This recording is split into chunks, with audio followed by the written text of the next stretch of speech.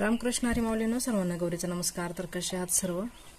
तर आज आपण बनवतोय कैरीचं सरबत। एकदम छान होतं आणि खूप टेस्टी पण लागतं। तर मी कैरीचं सरबत बनवून घेतलेलं आहे। कलर मध्ये पण बनवलं आणि बिना कलरचं पण आहे बघा। बिना कलरचं पण किती छान दिसतंय। तर आज आपण कैरीचं सरबत बनवायला घेऊया। तर चला रेसिपीला सुरुवात करूया।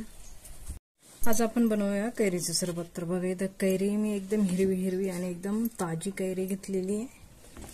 तर आता आपण हे ताजे एकदा किसून घेऊया कैरी। थोडीशी कट करून घ्यायची आपल्याला। आता साळून घेऊया।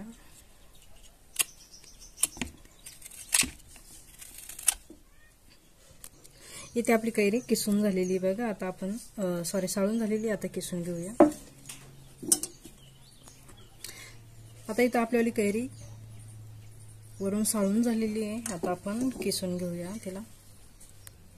इथे कैरी किसून घेतोय आणि त्याच्यात थोडंसं आपण एक पुदिना घालणार आहोत, एक शेंडा बाकीचा राऊंड देणार आहोत। तर आपल्याला त्याच्यावाला पण रस व्हायला पाहिजे, त्याच्यामुळे आपण कैरीमध्ये किसून घ्यायचंय।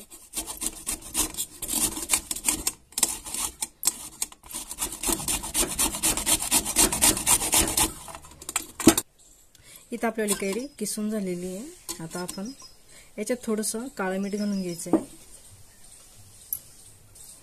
काळं मीठ घालण्याचं कारण इथे थोडंसं काळं मीठ घालून घ्यायचं आपल्याला। इथे मीठ घालण्याचं कारण असं आहे की मीठ घातलं म्हणजे पटकन पाणी सुटतं कैरीला, म्हणून मी इथं मीठ घालून घेतलं बारीक, म्हणजे काळं मीठ घालून घेतलं। आता आपण हे एका वाटीमध्ये काढून घेऊया आणि पूर्ण एकत्रच करून घेणार आहोत। आपण याच्यात साखर घालून घेणार आहोत। तर याला पाणी सुटायला लागलं बघा, किती मस्त पाणी। इथे मी एक वाटी साखर घेतली, ती साखर घालून घेतो याच्यात। आता आपल्याला याच्यात नॉर्मल पाणी घालून थोडंसं ढवळून घ्यायचंय। नॉर्मल पाण्याने म्हणजे कसं साखर पुन्हा पटकन वितळली जाते, विरघळली जाते। आपण जास्त थंड पाणी घातलं तर ती साखर लवकर विरघळत नाही, म्हणून आता आपण याच्यामध्ये थोडंसं पाण्याने साखर विरघळून घेणार आहोत। नॉर्मल पाण्याने आपण साखर विरघळून घेऊया, असं चमच्याच्या साहाय्याने हलवून घ्यायचंय। तर इथं आपल्याला साखर ढवळून झालेली आहे, वितळून झालेली आहे। तर खूप छान झालेलं आहे बघा। आणि आपण थोडीशी टेस्ट बघूया, थोडंसं हातावर घ्यायचं असं। वा, खूप छान टेस्ट झालेली आहे। अजून याच्यामध्ये थंड पाणी टाकणार आहोत, आपण बर्फ पण टाकणार आहोत। पण त्याच्या आधी मी तुम्हाला टेस्ट सांगते की याच्यात आपण पुदिना आणि काळं मीठ घातलेलं आहे। तर काळ्या मिठाने आणि पुदिन्याने एवढी छान टेस्ट आलेली आहे, तर नक्की करून बघा। हे तुम्हाला कसं वाटतं, कसं नाही सरबत।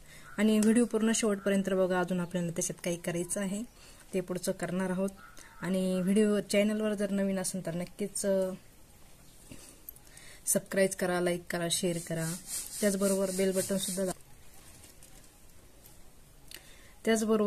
सुद्धा दाबा, म्हणजे माझे नवीन नवीन रेसिपी तुम्हाला बघायला भेटतील। तर चला आता आपण एका 2 ग्लासमध्ये स्टोअर करून घेऊया। इथे मी 4 ग्लास घेतलेले आहेत बघा। आता त्याच्यात आपण बर्फ घालून घेऊया, थोडा थोडा बर्फ घालून घ्यायचा।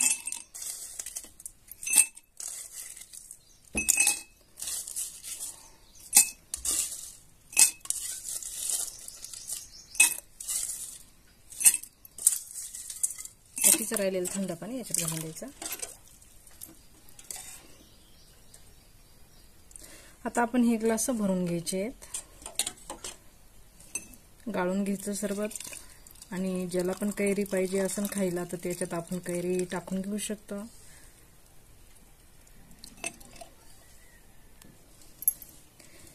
इथे आपल्याला 4 पण ग्लास भरून झालेले बघा, किती थंडगार आणि किती छान ग्लास भरून झालेले आहेत। तर याच्यात आपण आता कैरीचं सरबत असल्यामुळं थोडासा एका ग्लासमध्ये हिरवा कलर घालणार आहोत।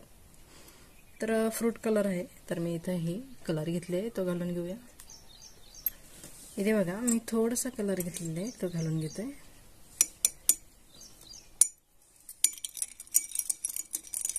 तर बघा किती छान झालंय आपलं सरबत, एकदम हिरवगार मस्त पैकी। आता याच्यात एक कलर घालूया, अजून एक। इथे पण मी पिवळा कलर घालून घेतलाय बघा, फ्रूट कलरच आहे तो पण। तर इथे मी 2 कलर घालून घेतले, आणि ज्याला पाहिजे तसं ते पण तसं पण घेऊ शकता, कलरमध्ये पण घेऊ शकता. तर बघा आपल्याला सरबत किती छान झालेलं आहे. आणि हे ज्यांना पाहिजे असेल त्याच्यामध्ये हे तुम्ही खाऊ शकता. तर हे सुद्धा खूप छान लागतं. त्याच्यामध्ये कैरीचं राहिलेला किस पाहिजे असेल तर खूप छान लागतं याच्यामध्ये. तर ज्याला पाहिजे ते घेईल, ज्याला नाही पाहिजे ते नाही घेणार. तर अशा प्रकारे आपल्याला कैरीचा रस झालेला आहे. तर चला आजच्यासाठी धन्यवाद. भेटू पुढच्या रेसिपीमध्ये. तर तुम्हाला माझी आजची रेसिपी पण कशी वाटली कशी नाही ते पण मला नक्की सांगा कमेंट करून. तर चला आजच्यासाठी धन्यवाद. भेटूया पुढच्या रेसिपीमध्ये.